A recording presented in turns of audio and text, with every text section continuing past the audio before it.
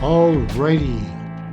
Hello. Welcome to the 2025 edition of Magus Talk.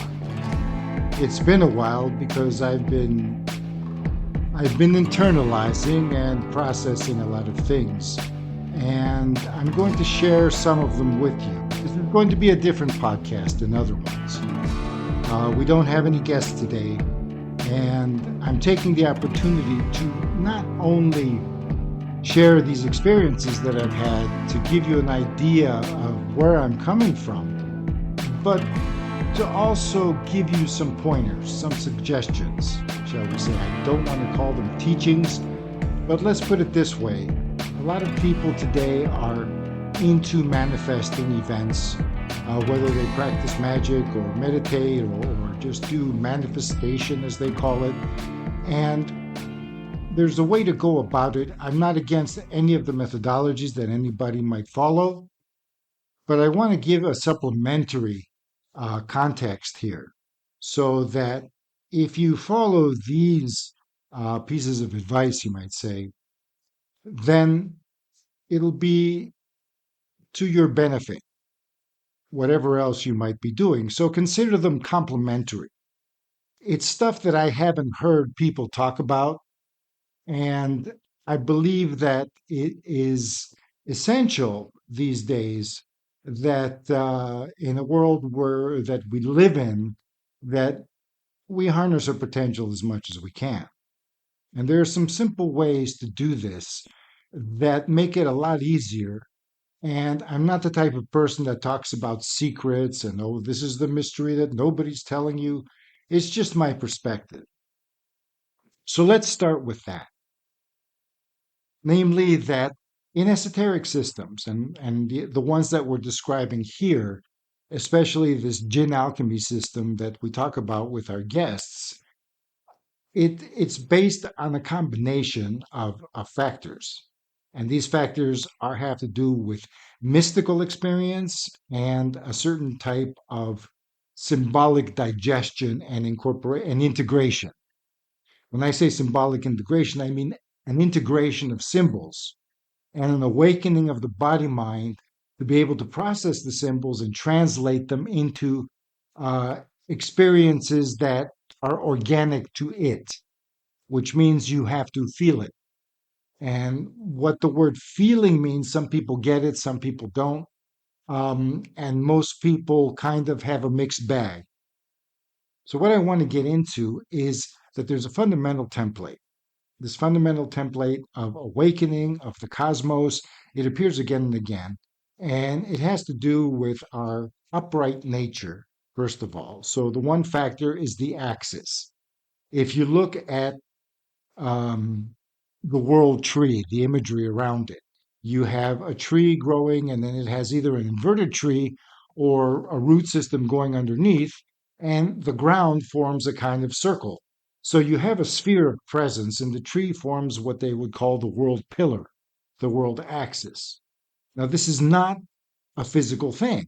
It's not the axis of the planet per se, but it does apply to it. And each of us has an axis. Each of us has the top of our heads to the soles of our feet when we're standing, from the top of the head to the bottom of the pelvis, the seat of the pants, so to speak, when we're sitting. And this is our body pillar. And this body pillar, some people equate it with the spine, but essentially it's an abstract geometrical device, you might say, of our upright nature. And the fact that the head is oriented to the sky and the lower part of the body that is associated with instincts and reproduction and elimination of waste, all these things we like to not talk about or talk about too much, or very hard for some people to engage in moderation either way. Either it's nothing or everything. In any case, the lower half of the body and the other half and the upper half form the two poles of earth and sky. And in between these two poles, there is the human condition. And the upper part of the human condition, the head, orients to sky. And sky is more, symbolically speaking, associated with consciousness. It's associated with what we call higher things. All we have to do is just consider what do we think about when we talk about heaven, up the up direction as opposed to the down direction. Oh, you're uplifting me. Oh, you're such a downer. There's a bias there. And this bias is there for a reason. It's a misunderstanding. But in order to awaken inner potential, it needs to be resolved because the upper and the lower are equivalent. They're two poles of the human battery, shall we say, of the human existential battery. And the human existential battery defines its space this way through its central axis. Just imagine it as a tube or a line going from, like a plumb line, going from the top of the head to the bottom of the pelvis. And the perineal area, as they call it, where the two legs meet. And this area below has to do with all the surrounding organs as well and the sensations they represent. And part of this area connects us to the earth, where we are a system that's dependent on the earth beneath our feet. And this has what they call energy. So I'm going to talk about energy in terms of a felt sensation. And this felt sensation, depending on how much the cortex opens up and becomes deconditioned, this felt sensation connects with our spatial awareness. So we can feel the space around the body like you would do a phantom limb. So this is like a phantom space. I'm not talking about auras or halos and stuff like that. This is a sensed thing. So the sphere around our body is what I would call sacred space when it is purified and when consciousness is deconditioned and uplifted. And when I say uplifted, it opens up to the celestial aspect, which is everything we consider divine, the so-called Sky Father, um, what they call spirit, the animating force. If you're more materially oriented, it's also the sun represents this, physically speaking. I mean, the sun is such a tremendous force that's impacting our world that humans, since before humans could be considered humans, had a reverence toward it because this was a great power that affected life on Earth. It defined life on Earth. And the light coming from the sun has untold representations in our own organic existential sense of who we are and our world, our relationships with others, the moon as well, all the celestial bodies, the stars. So the mystic considers these dynamics, and I'm including shamans in this as well. But the mystic is the one that perceives it all and perceives the fact that the universe is alive. The universe is a living organism. It doesn't matter if it's not organic in the chemical sense. It doesn't matter if it doesn't have biological processes. Within a realm of its own materiality, energetics, dimensionality, subquantum to supergalactic, it's a living thing. And this living thing may be in a population of other living things that are similar, but that doesn't matter because it goes on and on. We don't need to worry about that, in other words. If you're going to skip over what you do need to worry about, or not worry, but at least consider what's in front of your face, so to speak, that realm is just escapism. And it's not even real because you're making it up in order to avoid what's more proximate.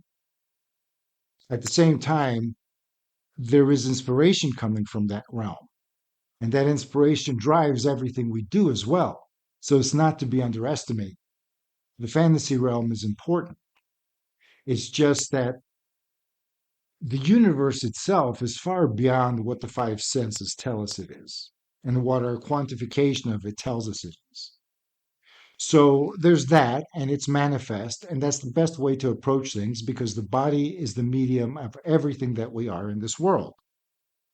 And the body is innocent as an essence. Nature is innocent. The pole of the earth is innocent because the one thing that is causing all of this is spirit.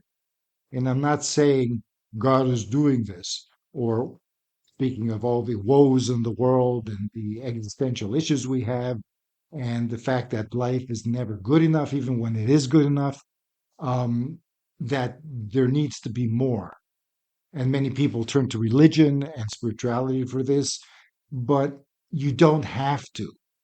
All you need is to consider things that your paradigm is very likely, if you're among the unhappy crowd, your paradigm is too restrictive. It doesn't meet reality.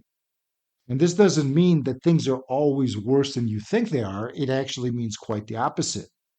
It's just that there are reasons for us being divorced from all of that.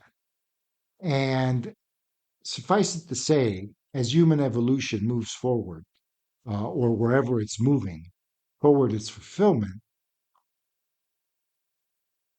the and questions will be answered because we are able to witness the organic process of what our existence is all about.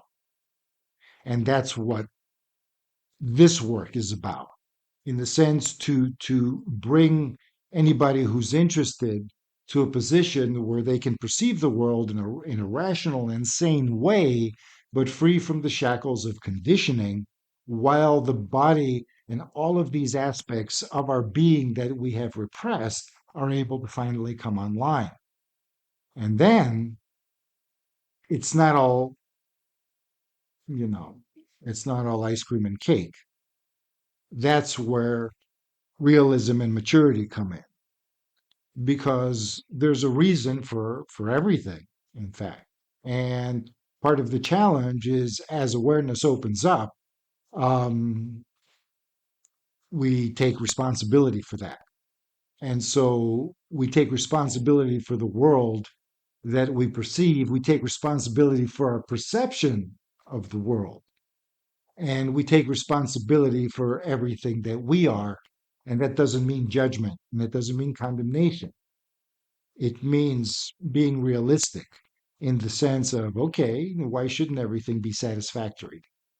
And what's keeping it from being satisfactory? And sometimes we approach answers that we may not like when this happens, and we shouldn't not like them, because these answers, if they're true ones, they're the path to our salvation, so to speak. So it's a misperception that we need to correct in a realistic manner. And this happens through reorienting the mind, which reorients the body, and where the two meet. So I'm going to share with you some experiences, but before that, I'd like to just say that the heart is the most difficult thing to open. And opening the heart and pretending you're great and new agey and all of this, and that you're a special person while the baggage is still there, is not a realistically healthy thing to do, in my honest opinion. It will connect people to the environment, so things will come to them to a certain point. But as we live in a world where insanity, existential insanity, tends to proliferate, there are going to be indicators that are going to crash that. This is why certain teachings of a mystical perspective are not condemned anymore, because they've been tweaked just a little bit in one way or another. So, along with everything else that's going on, the media, electromagnetic toxicity, chemical toxicity, um, biological imperatives being warped and taken out of context and then demonized. We feel guilty about things when we really shouldn't, and we are in denial of things that we would normally feel guilty about if we have a certain sense of sincerity. Otherwise, we resort to psychopathy, or we have been that all along, which in that case, it doesn't matter. It's a totally different reality frame, one that justifies itself, and there's no way it can unjustify itself unless a complete reorientation happens. And that means the people who are the most sincere about this, intuitively speaking, I don't mean the ones that follow me or agree with me, but I mean people who actually have a drive to open up to something more, and are aware enough that they don't want to get caught up in the bullshit. They don't want to get caught up in the misinformation. And so a sense of discernment needs to develop, especially these days where the information field is anybody's guess, to put it that way. So we can develop a sense of discernment, but it's not going to be plain old reason that you can rhetorically justify to somebody and have them nod in approval. This is a zone where you stand alone for a time within yourself, knowing that, look, I don't have all the resources, but I'm willing to cultivate them or cultivate whatever I can. So I know, and this isn't about life's purpose or your purpose or my purpose. It's beyond that. Maturity doesn't need a purpose. That's already there. We are who we are. It's not that we can't change that, is that why would you want to? Because that's who you are. You can't be something that you're not. If you're unhappy, it means you're living under false premises or false pretext. And unhappiness means compromise.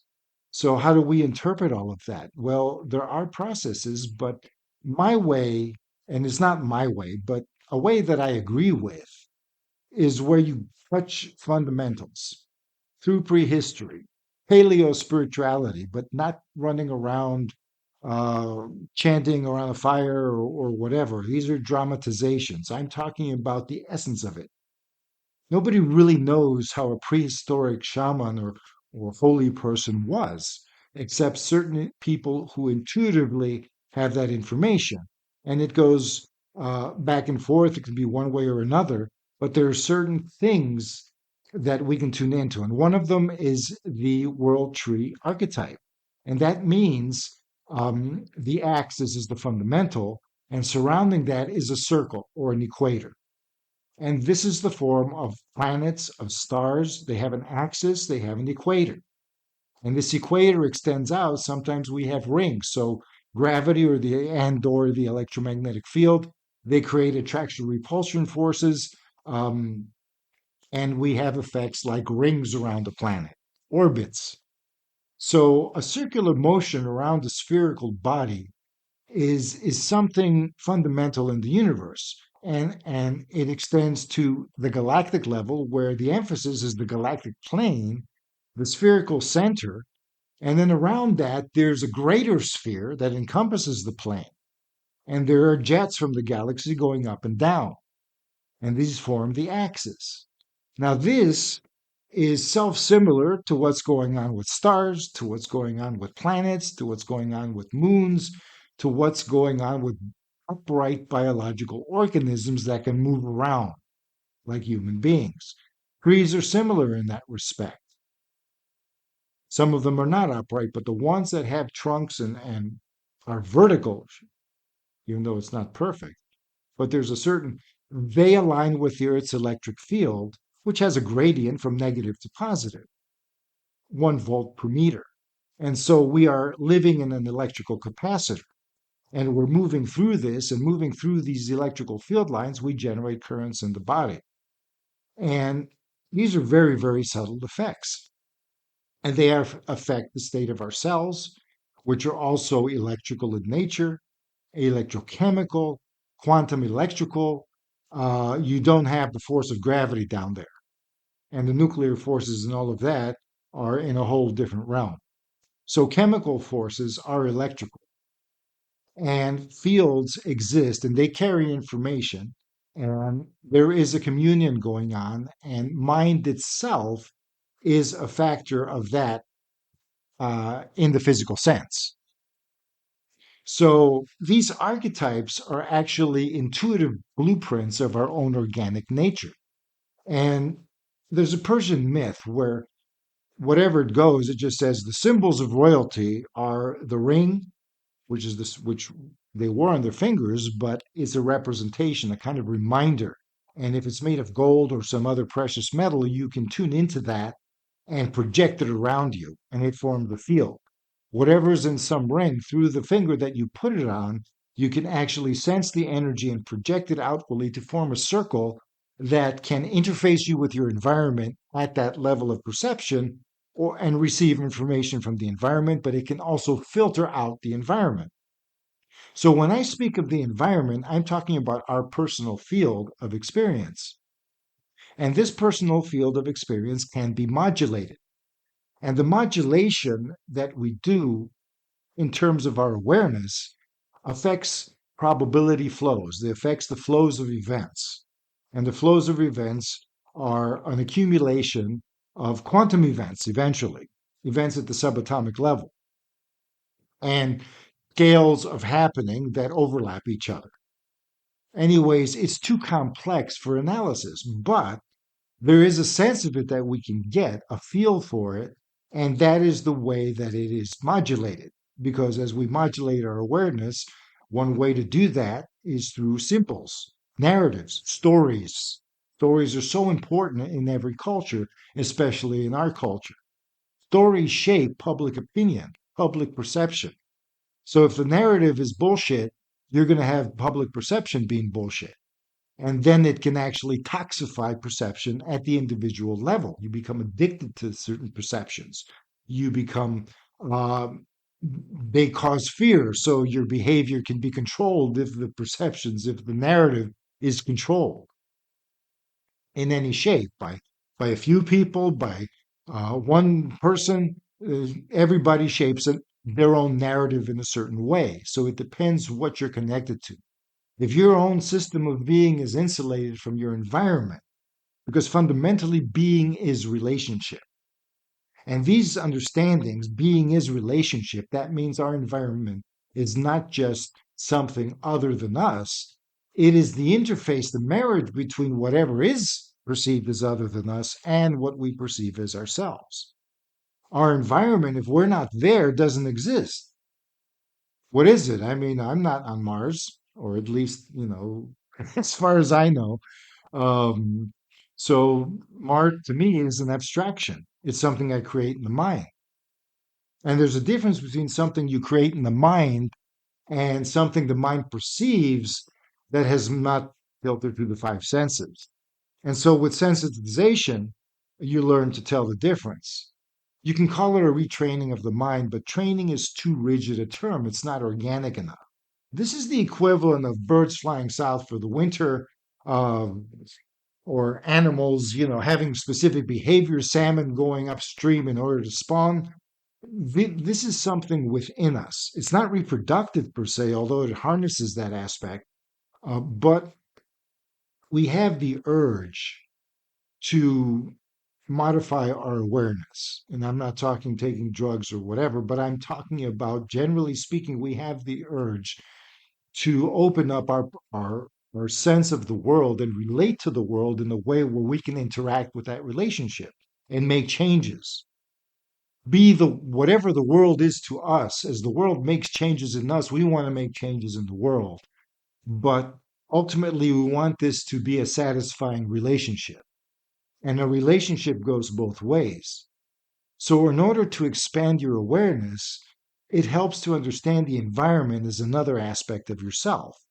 Only if your inner being is like a sun radiating outward, and esoteric wisdom does use the solar imagery a lot, then the environment is like a receptive dark field that perceives it, is illuminated by it, and gives us back its own perspective.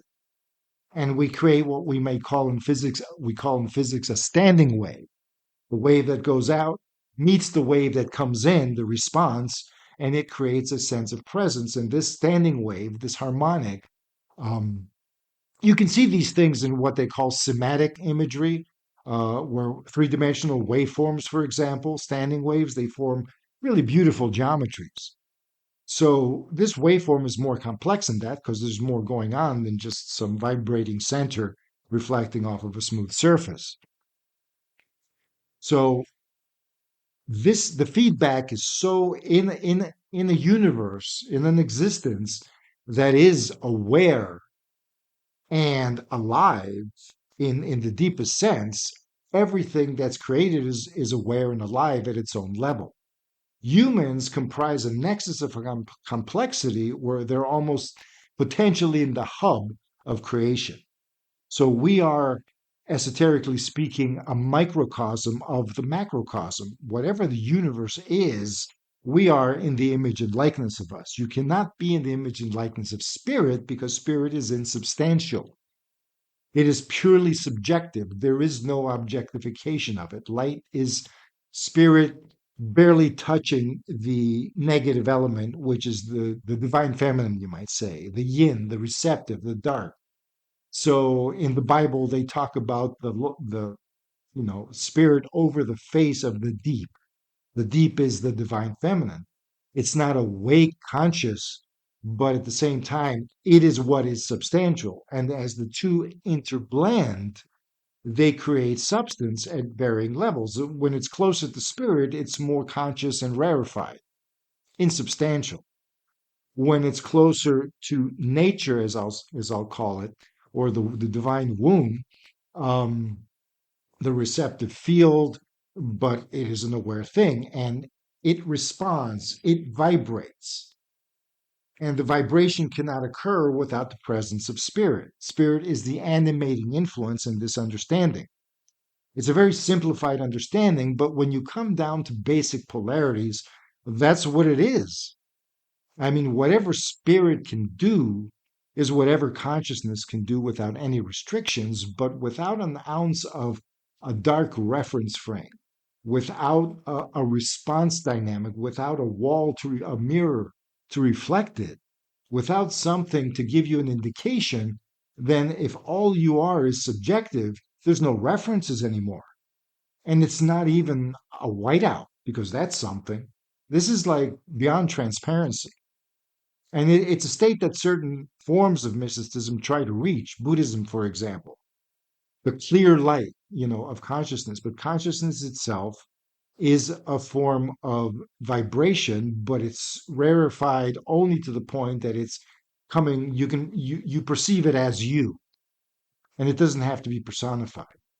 So consciousness is not the beginning, so to speak, or it is the beginning because it was able to perceive changes, and then time comes with that in whatever dimension time is. Time is a function of change. However, if there are no references and there is no change, then you're in a state of eternity. It's not just there's no duration and it's, oh, yeah, we're looking at the clock and nothing's happening. No, it's that this is a state of eternity. And this is a state that is ultimately perfect in that sense because it's the truth. If the truth wasn't perfect, it would be unsustainable. It would try to change itself because that's what perfection is. It's like, okay, this is it. And from here, we pile it on. So the foundation has to be something worth, if the foundation sucks, then nothing we build upon is going to remain because that's always there. That's in everything.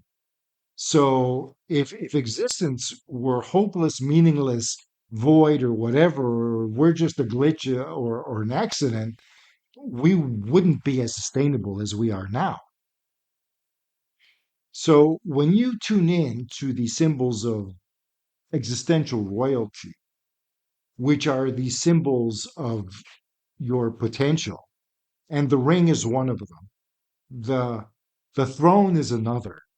And the throne is just the bottom part of the axis. It's our connection to the earth, but also our connection to ourselves as a substantial being is our connection to our nature. And that needs to be awakened and made conscious. And then you have the crown, which isn't a crown like the Europeans wore, but it's a diadem. A diadem is essentially a metal circle around the forehead. So it usually has a gemstone in the front. And so it touches the proverbial third eye. Behind the third eye, you have pituitary, pineal glands, the brain core filled with cerebral spinal fluid and all the cells that are around that. And the most important body to me is the thalamus. That is the heart of the brain. So we move to an understanding that when you have this crown, when your inner brain core is awakened, you are anointed, so to speak. But that's not good enough. You also need to be sitting or standing, because the throne is also called the seat, but it's also the standing place. So it's where you link to substance. And this needs to be awakened because we're all asleep as far as our materiality is concerned. And most of us are even aware that we're kind of disconnected from the body. Even if you're somebody into working out, into health, the actual connection with the body is a feedback that's so organically sensitive that we're like children. We should emotions should be flowing freely, but at the same time in a mature fashion where you know what to do at each moment to keep everything optimal. And this knowledge isn't intellectual knowledge. This is knowledge that the body itself agrees with. It's like, yeah, you need to stay calm here. That's okay. Something's missing. So let's open up to everything that we are, and that something will appear. And it will trickle through into our manifest lives. So the throne is important. The name Isis or Shet in ancient Egyptian means throne. And this was a goddess who was depicted as a female figure with a throne on the top of her head. So her intelligence, her what she represented was this aspect of enthronement. And of course, it's going to be feminine because we are resting on the earth, which is the receptive nature. And so, in this understanding, and with our guests, and they know this, and both Tara and Jay are fully aware that the inner self is radiant and is active and is, shall we say, the source of consciousness as far as we are concerned.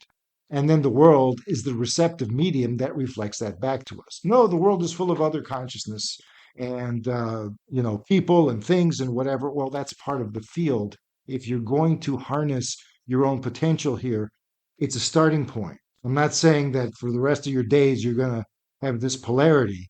It can be flipped around, it can be whatever, but the starting point is where you are the cause of your life. Even if it may not seem that way, you want to orient your life in such a way where you are the cause of happening. You don't want fate to run you. But as you do that, you realize there are ramifications. You live in a greater system that is also an extension of your being. And what you define as yourself and what is your being beyond that, and the transpersonal and the personal, all of these things are extensions um, and create a sphere of existence, so to speak, that is in continuity. It doesn't have to be, oh, beyond here are dangerous things, fearful things. No, there may be adventure, excitement, the unknown, but we are evolutionarily setting ourselves up for interaction with greater existence. Because it cannot be any other way. We are not going to be going to other planets as we are, like the Wild West. It's not going to be science fiction because the universe is alive far more than we can fathom.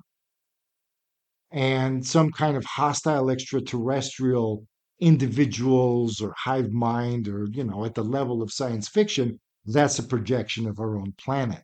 Usually the meteors fall on planets before any kind of life evolves to a certain thing like that. And if it does evolve, then it has to go through a period where it does become evolves individualities of consciousness.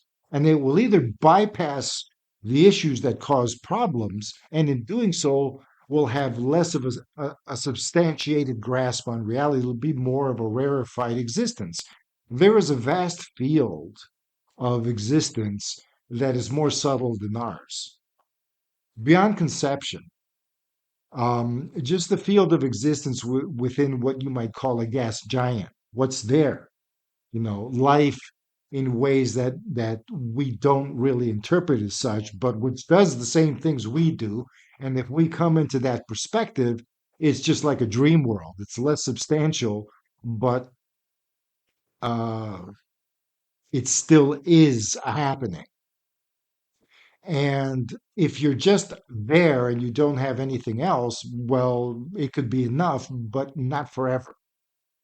And then negativity starts seeping in because it's not what's wanted, because the flows of existence, the interconnectivity, is compromised somehow. And we are at a level of evolution where we are working through that compromise.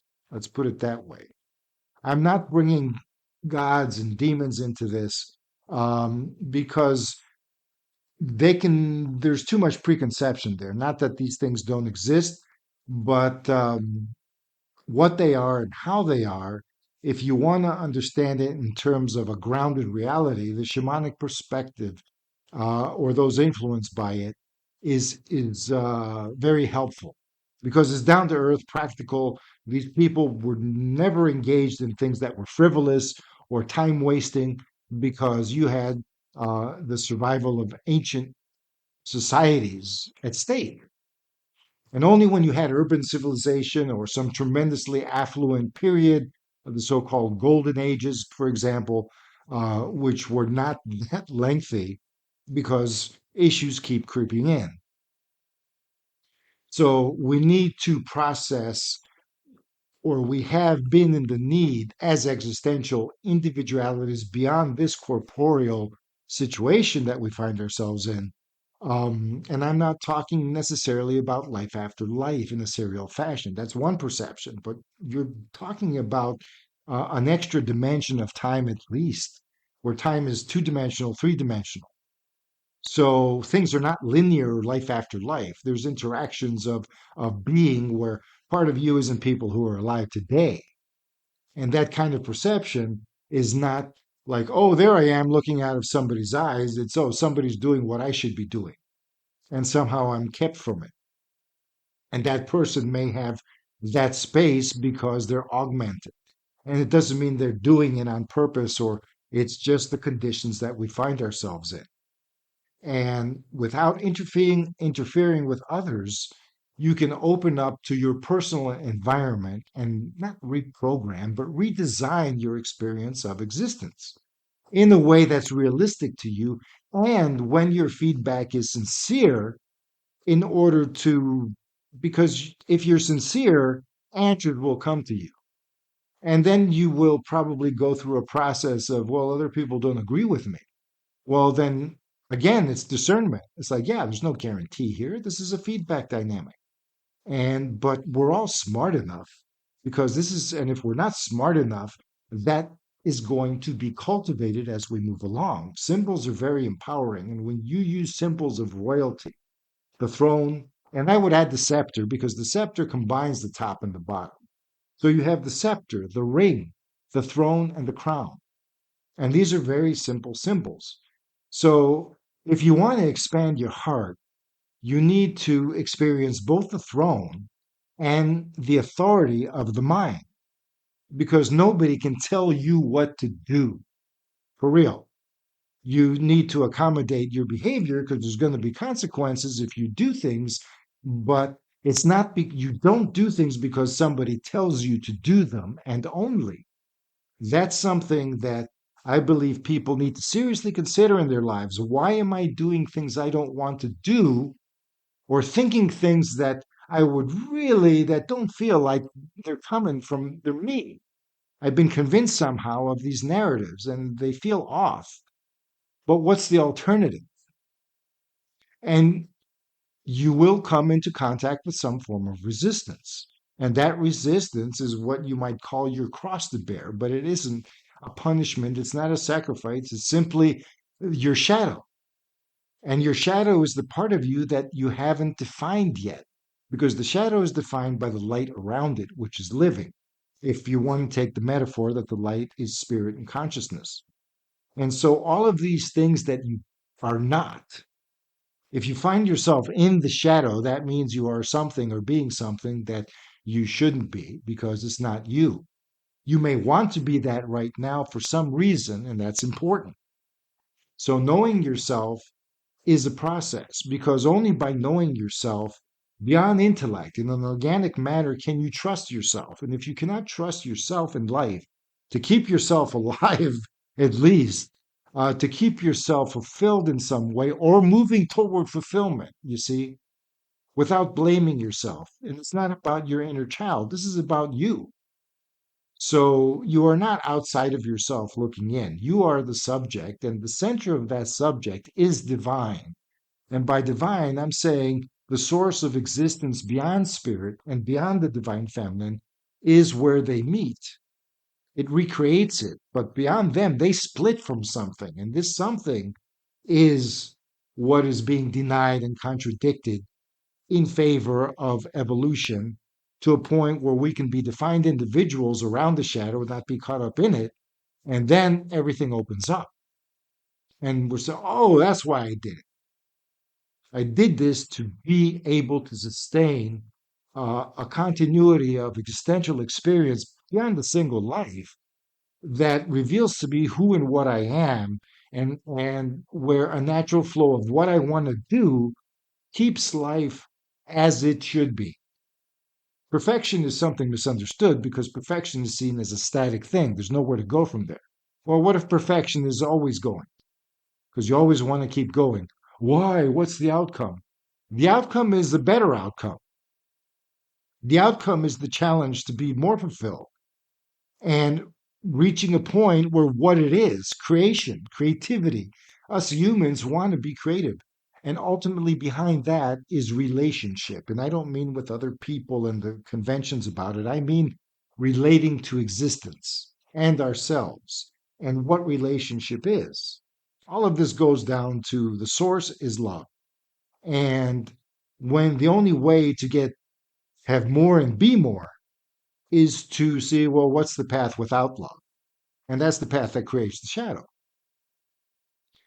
And this theory is necessary, and I've spoken at length because the simple practice is just making these four symbols, the scepter, which is your body pillar, the staff of Hermes, and most yoga, most mystical experiences and alchemy is clearing this body pillar, relating it to the space around us to the equilibrium point of the equator or the sacred circle, and defining what's going on in the sacred circle, in the sphere. But the sphere is connected to whatever's beyond it. It's an abstract, it doesn't have a physical limit.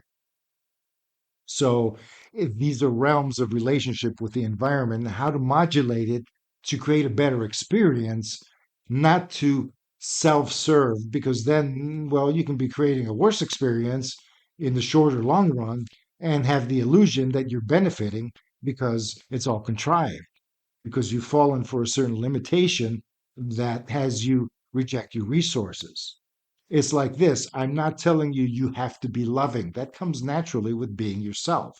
I'm expressing the fact that as you open up to these symbols of authority, you will discover the responsibility to yourself and existence itself that goes with it. We are not separate beings, but this doesn't have to include contrived morality or do's and don'ts. It's organic. So, for example, I don't like poison food.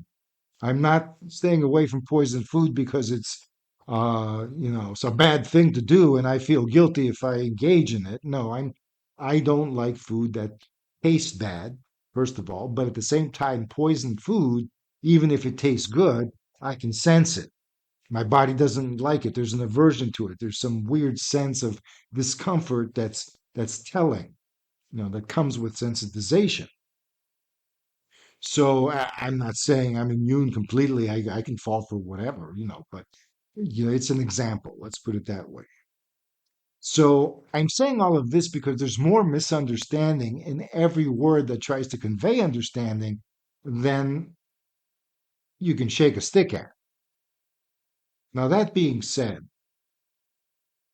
people who engage in mystical practices will have what biologists like to call punctuated equilibrium, where they evolve slowly and then at some point a critical mass hits and something radical happens.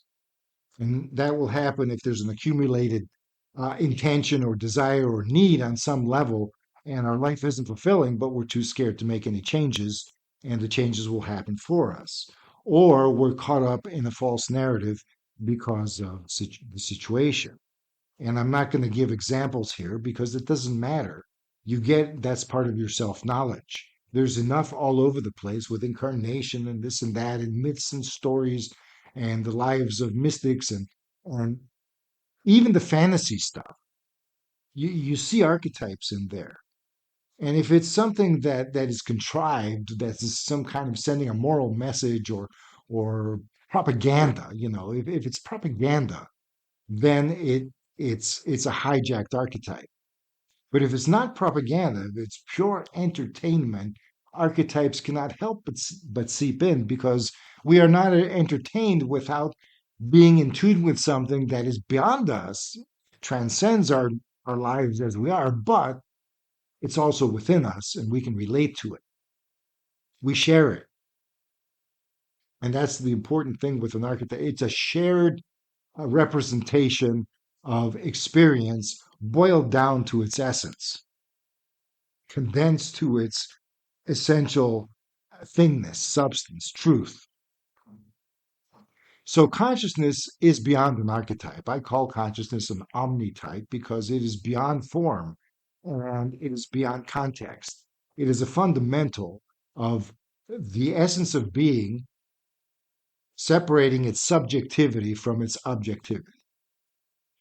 And consciousness looking out into the golden field, because let's use gold because our sun is gold, we're adapted to this, but it is a representation.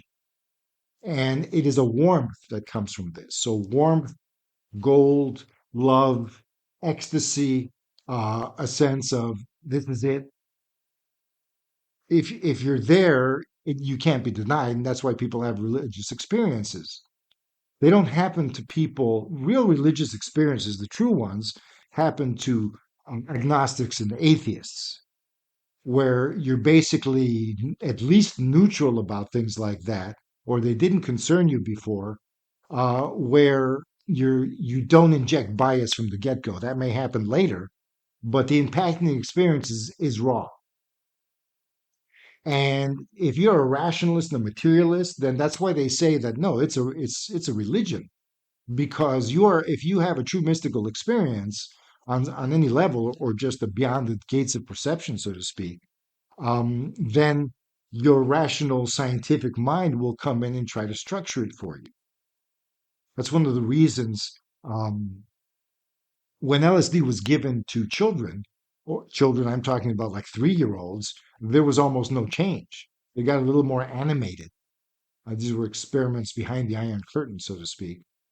So they were a little more animated, laughed more, talked to things that were gaggled, pointed at things that seemingly weren't there, but they didn't go through any bad trips because they're so sensitive, anyways, that what LSD does basically is shuts off all of your conditioned responses at an organic level. So your mind forgets how to limit your perception. And so it resorts to the openness it used to have. And it's trying to metabolize this and get it out because that puts you like a helpless child. However, an individual who is, so to speak, awake enough can go through a mystical experience with just enough conceptual structure. And the best conceptual structure is archetypal. So if you have a mythic foundation, you can navigate that kind of experience and put just enough of a spin on it that you can integrate it into your enthroned life. And so it will be a resource of empowerment because it's equal to awakening abilities, interactivity, perception with reality. But why is all this going on? Well, consciousness itself, what does it do? The first thing it does is subjective. It's not in the perfect field. What it wants before going back into creating manifestation with its partner now, with its other half, is to understand what it is and to maximize. And this is a labor of love. I want to know myself because I want to be fulfilled. And when I infuse my mate, I want the resulting creation to be fully resourceful. I don't want to miss out on anything, and I don't want anything else to be less fulfilled than it can be. So part of that is to say, well, then who and what am I? And in that process, it noticed that, well, this golden field is almost like a distraction. I'm obviously not just that. That is part of me, but And it's overwhelming and it's perfect and it is constantly distracting me, the love. So I have to understand who I am without the love, without the source. And that's basically being saying, well, I'm internalizing, I'm rejecting love, I'm rejecting connection, I'm rejecting relationship in order to find myself. And that's not necessarily a bad thing, but this path will lead to the understanding of the necessity for love and source and the true center, because we are an expression of that. And at the same time, we are our own thing. So it is also our center. We don't have to consider ourselves as an expression of that. These experiences are so overwhelming. They're as overwhelming as death is, but on a positive side, if you can imagine that. So that's why it's considered a kind of rebirth, because when you come back from it, you're not dead. You've actually opened up, and now you carry it within you. The roles have been inverted.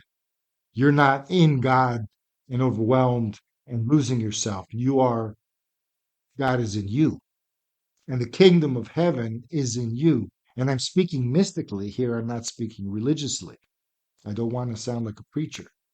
But the essence that had turned in on itself gave up on love, and that means it's like cutting out your own heart. And that means anything, its distraction became an obsession. And so it denies and denies and denies.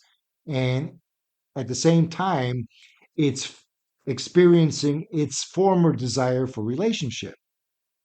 But when it looks into the heart of love that inspires relationship, that is the source of all relation, all it finds is the negation that it did, its own knife wound. And the negation is going to be anti-love. It's not going to be the opposite of love. That's too easy. It's going to be the contradiction of love, because the opposites can coexist because they relate. They don't impose on each other. They find a meeting ground. They can and always do, or they orbit around each other. But there's always a relationship. Hatred, which we will call this as hatred because that's what it is, it's a malevolent, destructive hatred that is an absence of what should be there. And the absence is not something where you take it and you put it somewhere else. You have to constantly deny and negate. So your consciousness is killing it. It's killing, or you're perceiving that. But source itself is impervious to that kind of thing. It doesn't exist for it. So it's basically so it turns to the divine feminine, which is a natural receiver. And so, on the pretext of being bothered by the divine feminine, it is attacking and expressing its hatred, because that's its sense of freedom now. It's gone insane.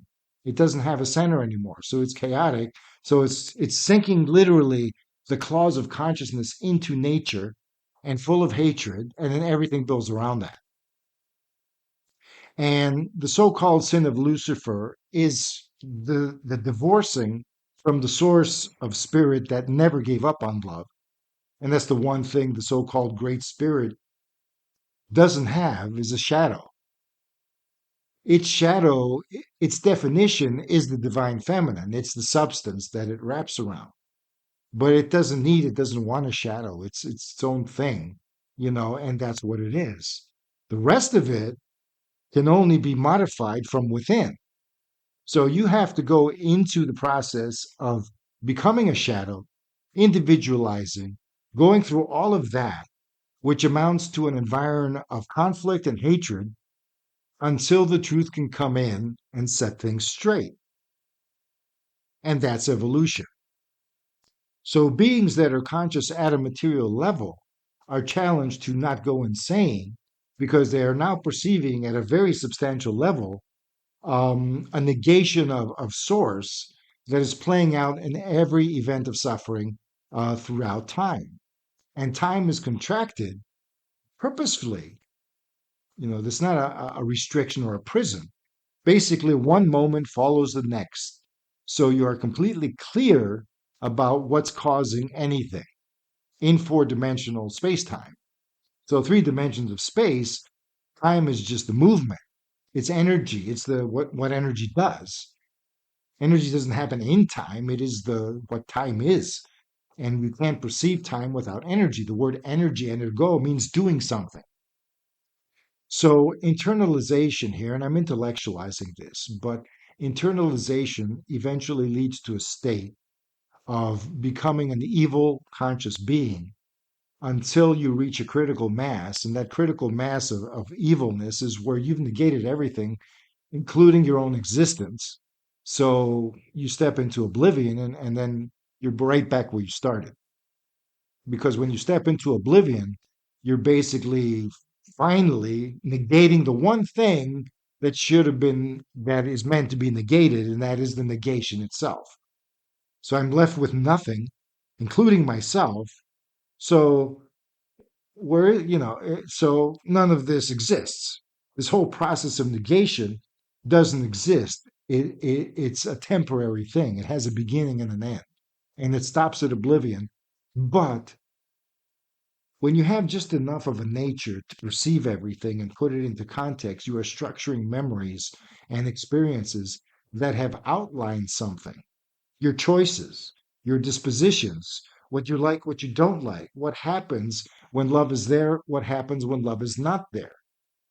And this is sustainable forever because it is your hard earned journey through hell and back into being yourself, only this time with all the experience.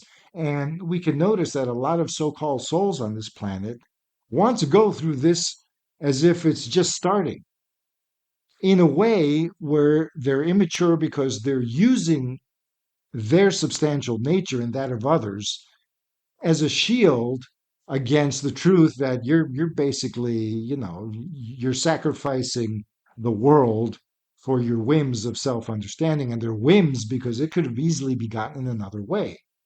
Once this archetype is generated, this can happen on levels that are so rarefied that it doesn't really hurt anything except the part of existence that wants to go through the whole thing. The most wounded aspect of existence is that which nature, the receptive, that experiences the implications of the insanity, but sticks with it because without that, the insanity dissolves. And this is what needs to be infused with love. This is a very, very deep level beyond the subconscious and unconscious in most. And some people are conscious of it, but they are most likely afflicted. So this is a level where evil happens, where it's most comfortable. The shadows, the darkness, so to speak. But it doesn't mean you have to throw light on it or whatever. It just needs that it needs to be given security and love because your will connected to the truth of existence is far more impacting than anything disconnected. Anything other than that is a kind of misapprehension.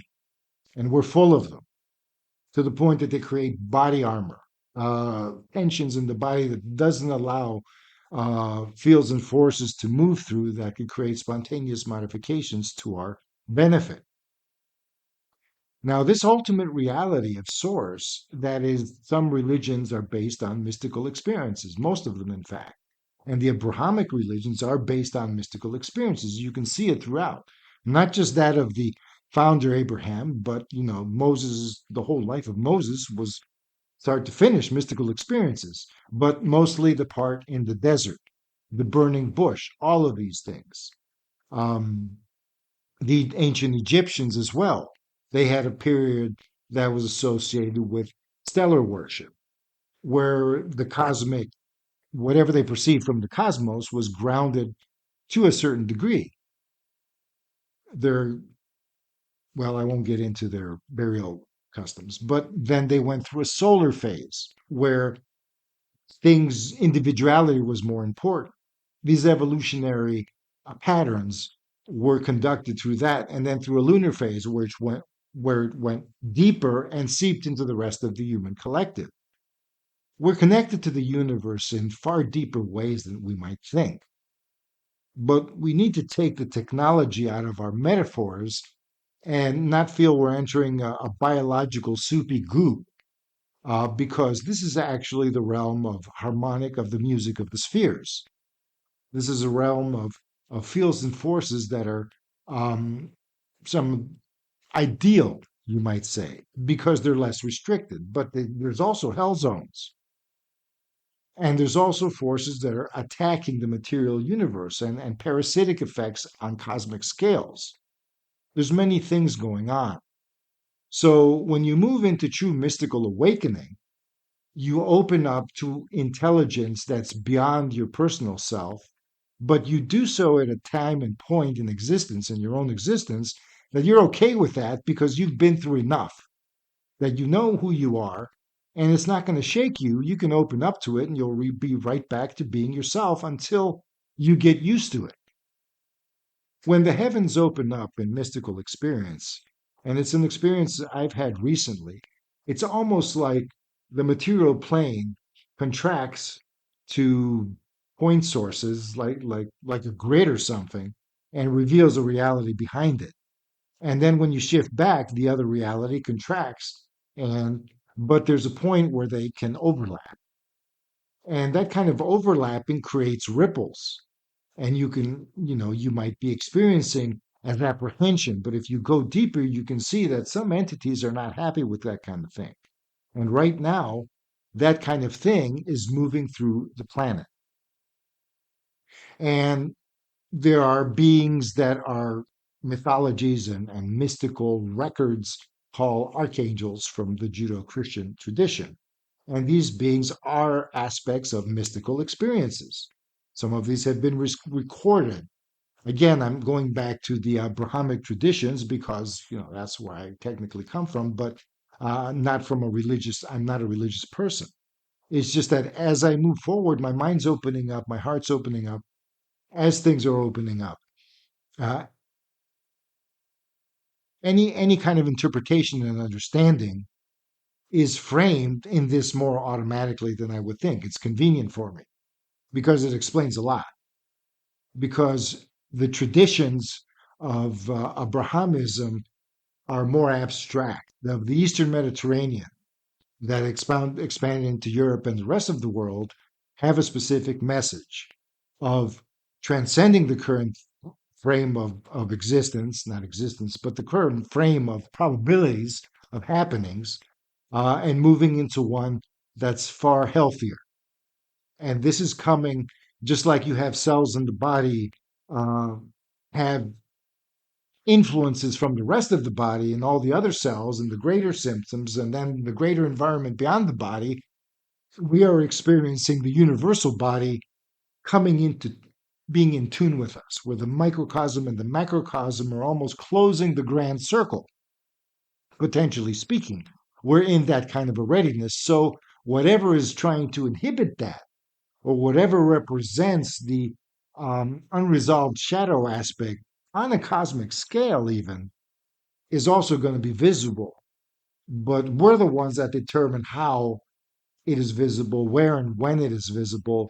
If we're honest with ourselves, we're going to do it in a way that's constructive, but in a way that we can handle, but not in a way that's going to sugarcoat. So we don't need to compromise and we need to move forward creatively because that's what happens. See, mythical systems, magical systems, occult systems, they were meant to give you the first steps even if the first steps demand a lot, seemingly, because there's a lot that's trying to stop it, or they've been derailed. But that's the process of once you take the first steps, then you question everything and retrace your steps and make sure that they're the right steps. You can modify your steps. You can modify everything that's happened in the past. I don't mean change the past as something else. It may seem that way, and sometimes it needs to seem that way for your kind to your future or your present to move in the direction that you want to make a break from the past, so to speak.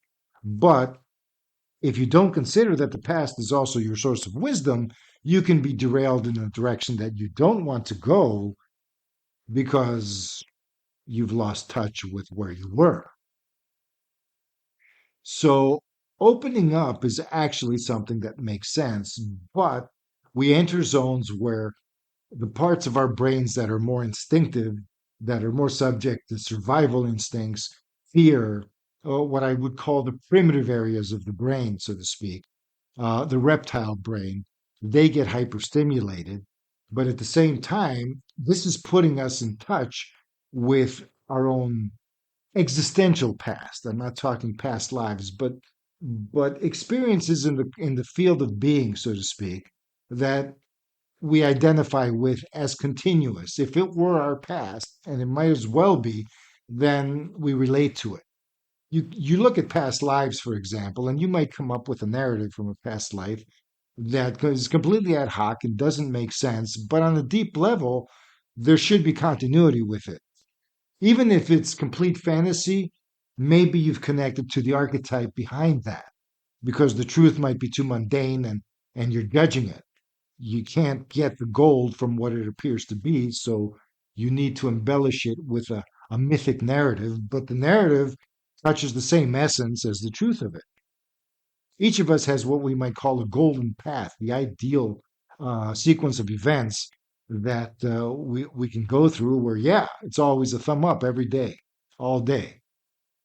And it's never too much or too little. It's always just right. And it's just being natural. And you know why and how, depending on your own predisposition. There's no complaints, in other words. I mean, down to the deepest level. So you can't do bad things unless you want to, and you won't want to. That's the thing, is you won't want to. It's not a, well, no, I've reached the point where, and nothing is inhibiting you. You're still free. But that can only happen when there is a source of experience with abject evil, where your so-called dark side is kind of understood that, yeah, could have been me, or maybe it was me. But now I have undergone something somewhere in my experience of changing my mind. Repentance, metania, as the religionists like to call it. Uh, Essentially, where I'm on a path that's resolving everything. I might not be aware of it, but the next step is to open up and to perceive everything around me because it's telling me I need to understand what the truth is and what the truth isn't. And so I may need to reframe my way of interpreting things somewhat. And of course, nobody's going to like it because we would have changed it if there wasn't resistance. We just need to understand, is that resistance for real? Is it an organic resistance because it's unhealthy? Or is it contrived? Is it something manipulating the situation? You don't have to indulge in outlandish theories here. You can do it mythically and get the emotional impact from it. Because if you water it down too much into mundane nothings, there's no impact, and thus there's no transformation. Drama is good when we are in a zone of downplaying everything except the bad stuff. Of course, Murphy's Law is a given. You know, it's easy to be pessimistic because because there's always that voice that says, just give up, man. Just give up, relax. Yeah, relax into what? There's a reason why it's like a blank, because it's not something we really want to remember. It's not something that has to bring us into suffering either, but it's essentially a zone that depends upon our own self responsibility, our own self reliance in the sense of, I won't say the spiritual sense, I'm talking about as beings that exist, as human beings that exist, beyond whatever labels, beyond our relationships, beyond anything. And so the simple thing is just these three archetypes. I'm saying this simple thing that if you can have the symbols of royalty as something that you vividly imagine beyond the context of their presentation as some power trip, this is not about power. This is about authority. Authority is not somebody that tells everybody else what to do. Authority is somebody who is in charge of their own existence. And the only way you can do that is if the divine is within you. So you don't have to look outside because you're in charge, because you're on firm ground, not just your throne, but the heart of it all. The heart of it all is the one part that royalty doesn't address because it doesn't need to. The subject is a given. You can't define something that is supposed to be you and take your place. That's where we have a problem because then you're out of your own loop. And what's in your own loop? Well, if it's conscious, then it's insanity. And your nature is what suffers. So the part of you that feels and suffers and emotes and that you try to repress, or you think you try to repress, is actually more the real you than the part that's doing the repressing. Of course, you're complicit with all of that. And that's why forgiveness comes in not as some condescending, I forgive you crap, but as a real, oh, well, there's no blame here. It's done. I mean, what's the most constructive thing I can do now is atone. And atone mean making things right. And it doesn't mean because you've done bad things to other people and you have to serve them equally. It means the whole thing, especially to yourself. It means getting on track to how life should be. It's very simple. And only a loving being can actually think that way because it's like, well, the other crap doesn't matter. If you're an unloving being or a being that's been deprived of love or traumatized, and all of us are, and that's why we move through these zones. So it's a mixed bag. But if beyond a certain point, it doesn't matter. I mean, you are on the side of destruction and you can't help it. So nobody's going to be judged. But all of these symbolic images of lakes of fire and stuff, that's a transformational thing because ultimately it's about spirit. It's about consciousness. It's about if you find evil, cast it out. But you're not casting a demon that looks like a goat, some animal type thing. You're not, the distortion comes in where you're actually denying your receptive terrestrial nature. No, you're actually supposed to give it what it needs so it can wake up to itself as you, as the grounded throne. You need to sit on the throne. You can't exert your authority if you're just standing and moving around, figuratively speaking. And you need to have that scepter because the throne and the crown need to have an open communion with each other. And there are, representations of that in mystical traditions, Kundalini, the spinal force, the light from heavens coming down or the going up, the serpent. All of these things just represent an open conduit between your head and your abdomen. And what balances that is the heart. And the heart is essentially threefold. You have the heart of the head, the heart of the belly, and the internal heart between the lungs, the heart of the chest. That's where you breathe and charge your breath. Your plasma body, so to speak, is empowered by oxygenation, and that's why when you do conscious breathing, you feel tingles. The nervous system responds to it, and this is a perception that affects reality. It affects the field itself. You're actually tuning into something for real.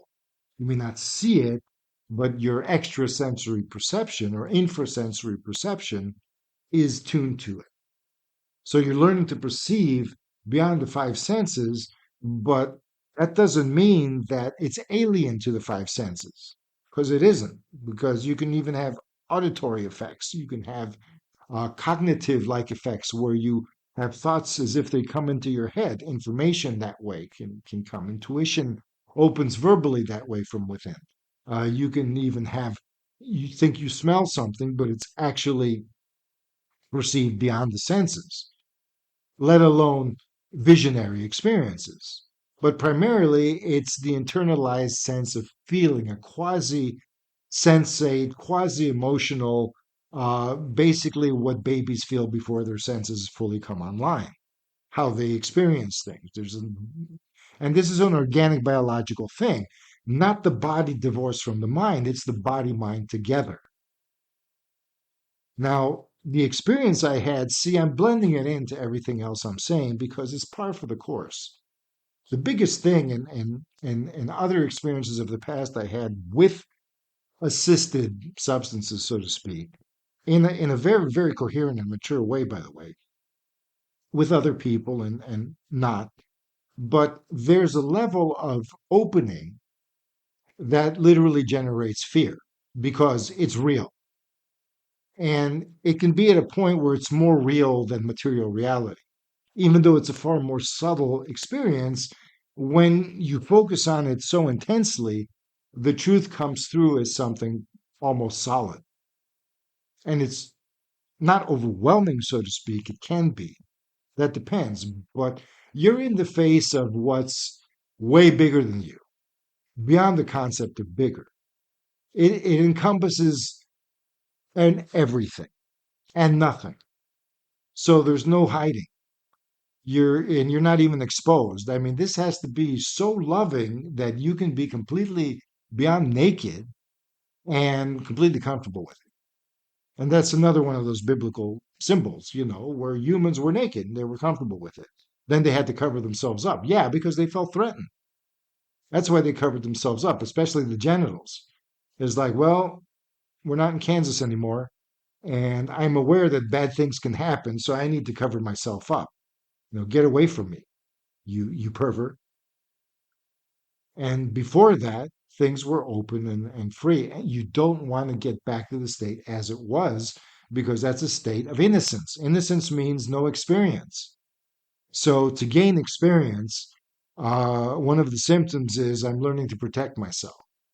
Now, as I mature through that to the next phase, how can I move through life without worrying about protecting myself? Where I'm consciously understanding that without connection to source, I definitely need to protect myself.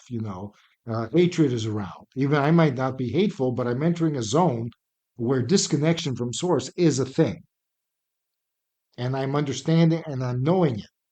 So good and evil, connection to source, disconnection from source, or even a risk of disconnection from source. So anything innovative is automatically evil if you interpret, the letters from Hebrew, uh, or the word for evil, for example, can be interpreted as something that means friend, uh, or means counselor or somebody that's on your side, but who's still an outsider. So it might help you, but you're taking a risk. The good stuff, what they call tov in Hebrew, is it's all good all the time. But if you're starting from a state of innocence, you're not aware enough to be able to modulate that because you don't have clear cut definitions of who you are. And that includes what you want and excuse me, what you want and what that means. So divine reality, and I call it divine, I can use a scientific term, but it takes away the spirit of it, so to speak, no pun intended. But that's only one half of the equation. So with Dragon Gin or Gin Alchemy, what we're doing is we discovered, or, through these texts, that there appears to be, when you look at it from a mystical standpoint, like alchemy is mysticism. I'm talking the esoteric alchemy is mysticism. And so, if you've had experiences one way or another and have assimilated them, the language of alchemy becomes clear from that perspective. It may not be accurate as far as what they wanted to say, but you kind of get the drift of it. And if you interpret it a certain way, it will work for you, even though somebody might disagree because the facts or alleged facts or whatever they interpret as facts appear to disagree or have a whole other line of thought. But the thing about mystical truth is that you can interpret it many ways, and all of them will bring you back to the center because it's all about a reconnection with source, or actually a lifting of the inhibitions of the falsified disconnection. Because at the end of the day, your individuality without reconnecting to source is unsustainable. And at the end of the day, this reconnection to source is the very fabric of what we call a soul. And for alchemists, this actualization brings immortality, the immortality of existence. You can change form, but you won't lose your point of view. You'll have continuity of existence, and that's not a given. Oh, I live and go on. No, there's gaps. You lose consciousness, you wake up as something else in a whole different context, and you're completely disoriented, and you may even fragment, so you're very disoriented. There's zones that we go through, and when we're physically alive with the benefit of embodiment, we're actually at a baseline perception of narrow focus that is like a thread that can weave wonderful tapestries or hellish ones. And love is the key. But what is love? Love is reality. And we are trapped in the denial of that. And when we try to reconnect with it, we encounter these modifications that are either imitations or lead to more trauma. And this is where it's important that we cultivate trust. But trust can never be in the vacuum. It comes with empowerment. I grow up, I mature, I earn my trust, and not from others, but from myself. Because that trust means I am sitting on my throne, I understand my sovereignty, and I'm exercising it. There's no need to preach it to the world. There's no need to say, I am the king. The king of what? The king of your environment, of course. And everybody's happy to be there because you're not imposing on them. There's no tyranny, no necessity for tyranny. True anarchy is not the absence of authority, it's the universalization of authority. And then it's not anarchy, it's omniarchy, where everybody is truly free and responsible. Because you cannot maintain a relationship and ignore the feedback, because that's what the whole thing of manifesting individuality is for. You have a perspective of experience that is as eternal as the source is, because it's made sacred and holy, and everything has been resolved, and all our shadows are wonderful, beautiful outlines of possibility. And there they go, moving through the infinite and attracting right at the boundary line the most wonderful things to create worlds inside and out. And all of these things are happening not just in my own head. But as you move into interaction that is esoteric in nature, one way or another, you learn to interact with things and open up in a natural way. And things are accelerated now. So there's so much stress in the world and negativity, you might say, the real stuff, malevolence, and everything else that goes with it and chaos, that your own responsibility is the most logical path. Being responsible for yourself. I don't mean like getting a job and working in the, I mean existentially responsible. What are the ramifications of you being able to harness your own potential in a way that's real? Then you cannot help but do something, because if you want to really fulfill yourself, but you're going to have to face the naysayers, not physically, but you will face them indirectly. The voices around you, just the fact that everybody's like, oh, if I catch somebody who's doing that, or they're the worst type, or, even that isn't really the naysayer. The naysayer is whatever is beamed in your own head, whatever has left a scar on you that hasn't healed, that has to constantly be tended. Because when we heal our scars, they define our existence, our individuality. Otherwise, we blend back into source. And that's what's going to happen to many people. I'm not saying it's random or whatever, but what we call evil is actually what's going to be taken to heaven. Think about it this way. And again, I can't help but use these Christian metaphors because they seem to describe, certain things that I'm tuned into. And only this rapture is not the good people being taken out, leaving everybody else to suffer. 144,000. The word means completion. It's 12 times 12, and it just means it's another word for saying, well, all of them. All of who? All the good people. Well, there wouldn't be all these. Everybody else has to scream and yell and holler. There's really a different way of doing this, which means that, well, why don't you take out all of the bad people and let everybody else sort it out? That's what we all want anyways, isn't it? And that's really what the true rapture is. However, nature is not to blame, which means you're not taking bodies out. You're taking not even souls, because, so-called bad people, these types, the real incarnations of hatred that are posing as the most civilized and privileged, um, behind the scenes, in front of the scenes, or whatever. And that doesn't mean privilege equals evil. That means that evil people will gravitate to being privileged. They even come up with a term. Oh yes, you see, don't mess with me. I'm privileged. In reality, it doesn't matter, because when you're in tune with your environment, with your life, with your being, and self, subjective and objective. They don't have to be in harmony, but they're dancing toward it. If you're moving in a responsible direction, in other words, then you're fine. That, you know, you're not, it'll be clear. Let's put it that way. So what's going on? You have a soul, so to speak, or a seed of a soul, or something that is ready to open up. But the point is, it's up to you. It's far easier than it was, and it's far more challenging. But it's also far easier because it's more challenging, because at every step you have a counter step and you're able to chart your steps better. You don't unground. The issues of the world force us to stay grounded, even if it's within a lie. Because as we stay grounded within a lie, we realize that, well, the lie is around us. We're where we should be. We're right here. We're sitting on the throne already.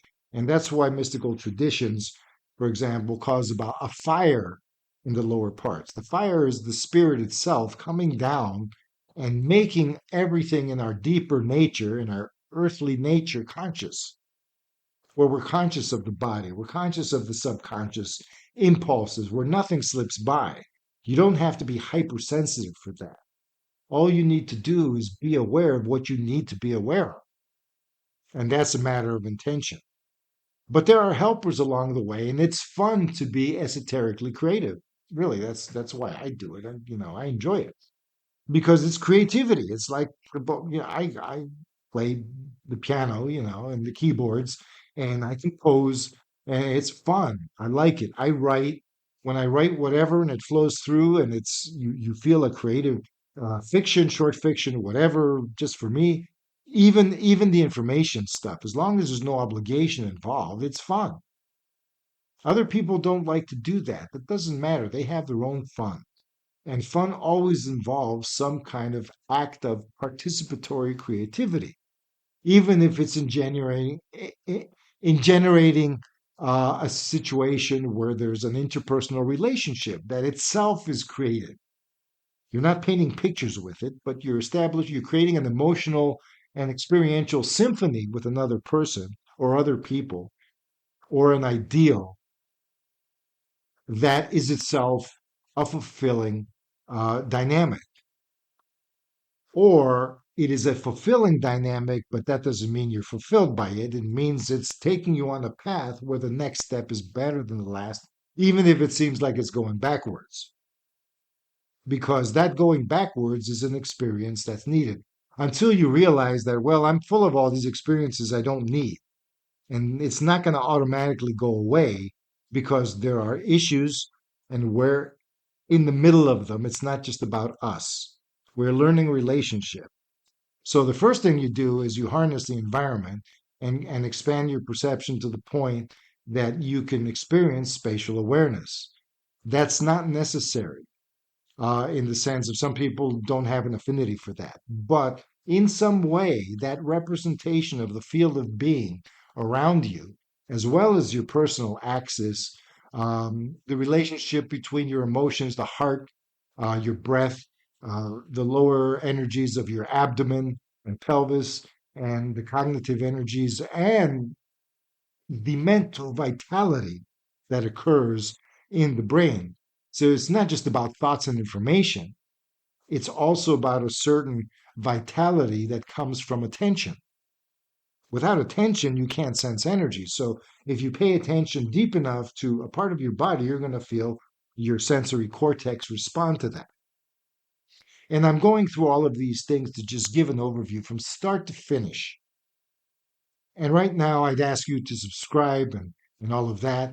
But I would just consider that there's a lot of things that you can mine out of this podcast.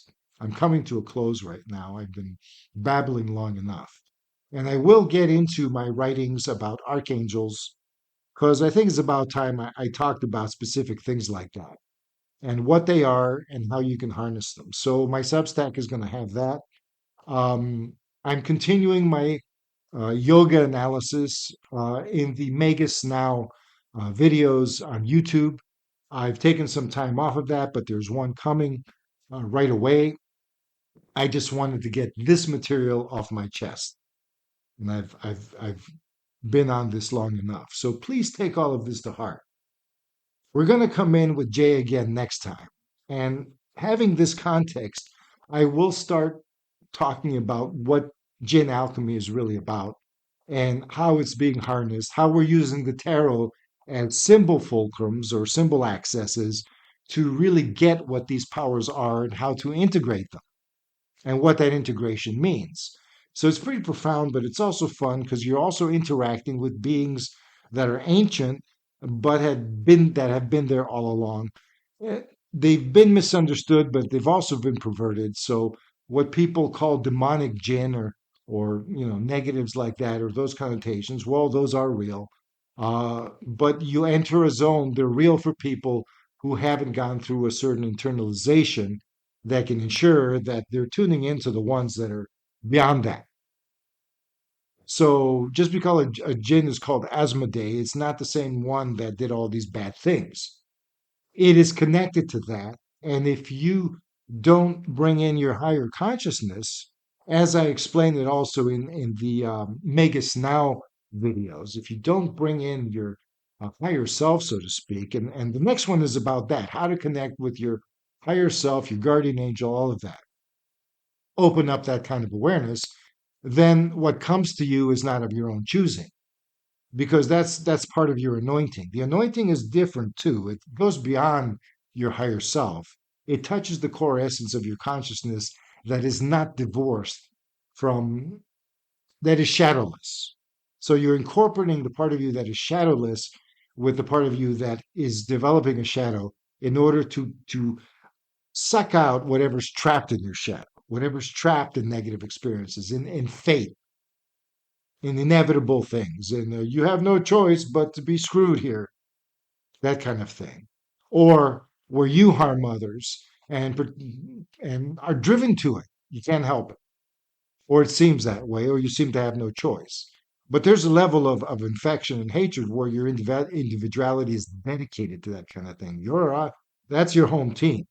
And that means that ultimately an individual like that would have their spirit extracted to the level that there is no nature left.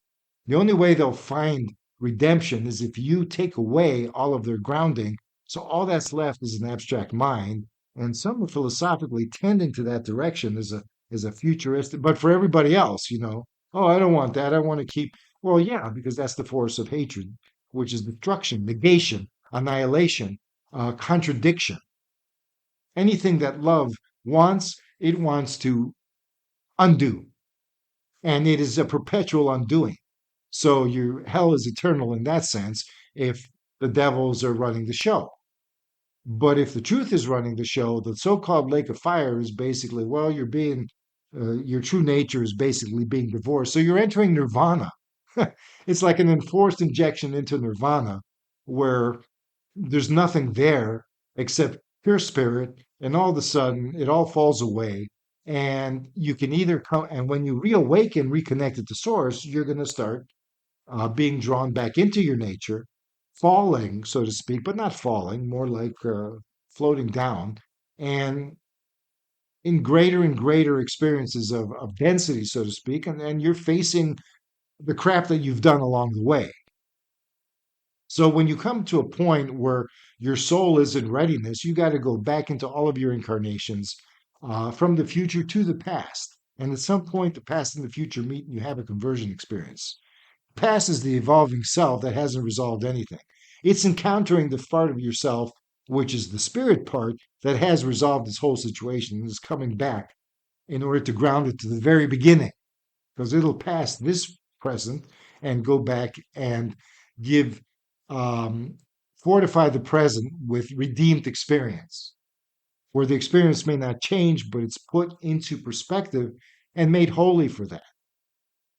It's almost impossible to get intellectually.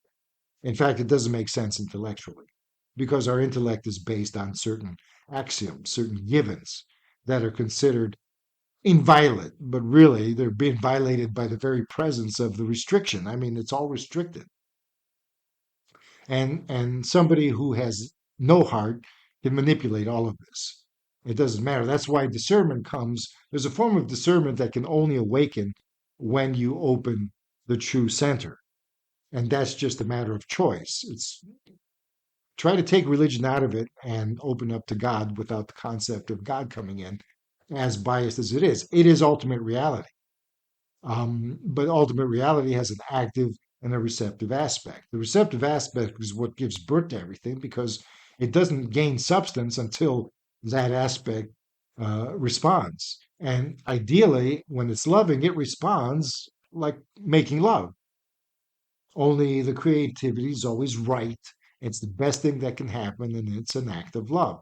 And the future is always golden. It's always beautiful. And it's never boring. All of that is the hatred. Hatred can never exist in paradise. They'd hate it because it's like, well, I'm just pissed off because I can't feel it. And that's what happens sometimes. If somebody who is open to their own self improvement, maybe they've reached something, they've had some experience, they want to share it with the world, but at the same time, yeah, but you don't understand where the world is. If you just want to share it indiscriminately and expect feedback that is reinforcing, because part of you cannot sustain that experience, cannot sustain the luminosity. And so it wants the luminosity to keep coming from the outside. And eventually you got somebody who started off as a holy person or a creative person or an inspired person who's just gone to the dark side because they don't want to face that zone again. So on that note, I'm going to say thank you for listening to this lengthy monologue, and join me with Jay next time for another episode of Magus Talk. For now, take care and Happy New Year.